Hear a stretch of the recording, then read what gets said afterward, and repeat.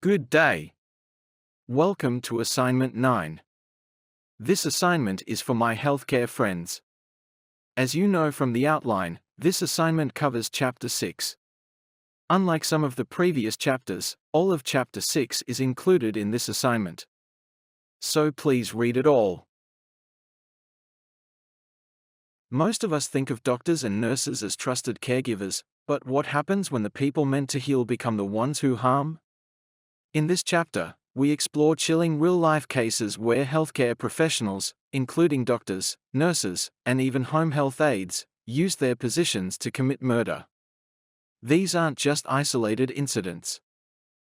Some killers manage to go undetected for years, using their medical knowledge and access to vulnerable patients to hide their crimes. Join us as we dive into this disturbing topic and examine what drives healthcare workers to kill, how often it happens, and what researchers are learning about this dark side of medicine.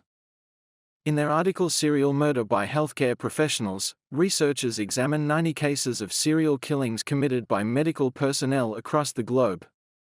Their analysis revealed several recurring patterns. Most of these murders took place in hospital settings, with victims typically being critically ill, elderly, very young, or otherwise especially vulnerable. The study also uncovered disturbing psychological motivations behind these crimes. Some perpetrators were diagnosed with Munchausen syndrome by proxy, seeking attention through the harm they caused. Others were driven by sadism and a desire for control, while a small number were motivated by financial gain.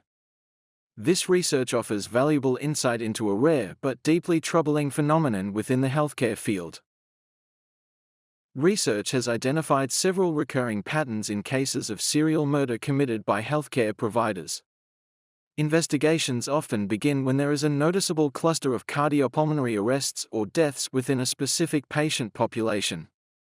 In some instances, concerns are raised due to an unusually high number of resuscitation attempts or multiple arrests in the same patients.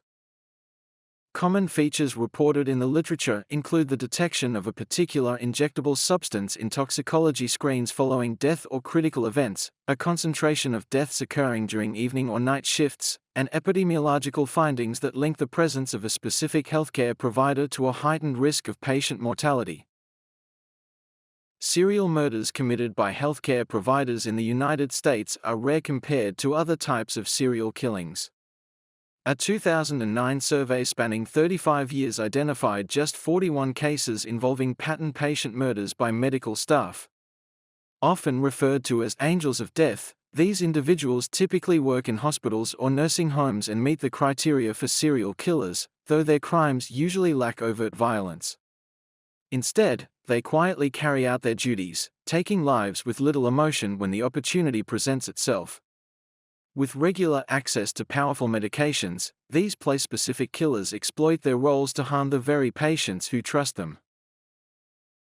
Place-specific, stay-at-home, or at-work killers have no dump sites for bodies.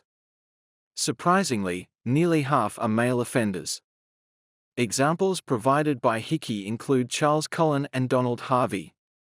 In New Jersey in 2003, nurse Charles Cullen confessed to the murders of at least 40 patients in 9 different hospitals spanning a period of 16 years. Donald Harvey, see Profile 6.5, another angel of death, killed primarily in hospitals, again leaving no geographic pattern.